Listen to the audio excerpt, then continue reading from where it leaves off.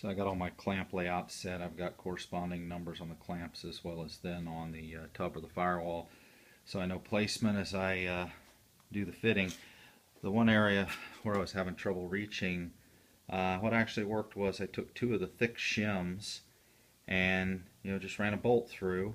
And so there's a shim on the back and a shim on the front, and because they're so thick and stiff, as you tighten that bolt at the top, it pulls those two pieces together quite nicely.